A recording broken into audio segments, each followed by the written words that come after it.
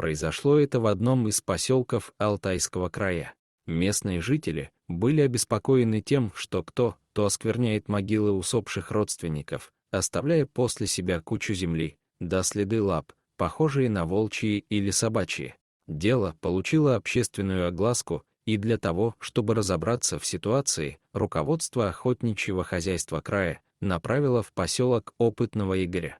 Охотник-следопыт без труда определил, что следы, оставленные на могиле, принадлежат волку. Загадкой оставалось другое, почему хищник разрывает только одну могилу, а не все подряд, что казалось бы более логичным. Серого бродягу почему-то интересовало именно это захоронение десятилетней давности.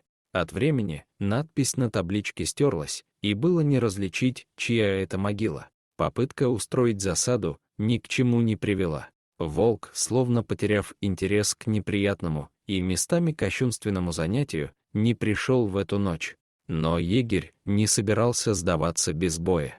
Несмотря на то, что стояла зима, он оборудовал себе лёжку за поваленным деревом и принялся ждать. На третьи сутки серый вандал появился на кладбище. Волк сразу направился к облюбованному захоронению.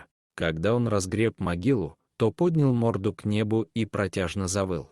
Егерю стало не по себе, когда, поймав профиль волка в перекрестье оптического прицела, он заметил на его морде слезы.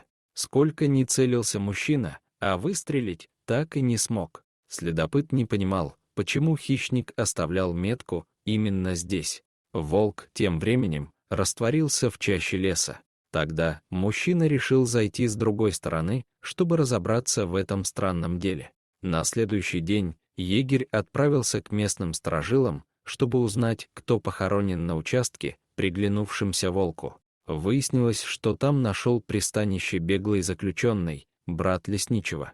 10 лет назад, усыпив бдительность охраны, он совершил побег из мест заключения. Подавшись в родные края, преступник ночью зашел переночевать к брату, чтобы поесть и сменить арестантскую робу. Он жил один, и это было на руку зэку.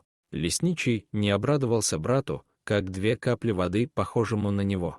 Они не были близнецами, но различить их могла только родная мать. Между братьями произошла ссора, в результате которой рецидивист погиб. Лесничему тогда даже выписали денежную премию, выписали и объявили благодарность. Егерь решил увидеться с храбрым лесничим, не побоявшимся обезвредить брата-бандита.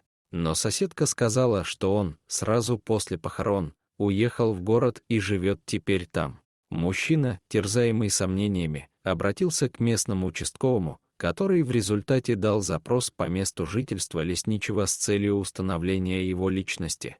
Через пару дней пришел ответ, что проведенная дактилоскопическая экспертиза показала, что лесничим оказался беглый рецидивист, официально числившийся мертвым. Совершив подлог, он умертвил брата и стал выдавать себя за него. Теперь его ждет суд и новый срок. Егерю удалось сохранить честное имя лесничего, не лишая при этом жизни волка. Серый хищник с тех пор перестал приходить на могилу. Для Игоря остались непонятны мотивы, побудившие волка указать на подлог. Возможно, лесничий чем-то помог волку. Хотя, скорее всего, он просто добросовестно выполнял свой долг перед жителями леса. Животные, как известно, всегда отвечают добром на добро. И волк, безусловно, не стал в этой ситуации исключением. Дорогие зрители, подписывайтесь на канал, ставьте лайки, пишите комментарии. До новых встреч!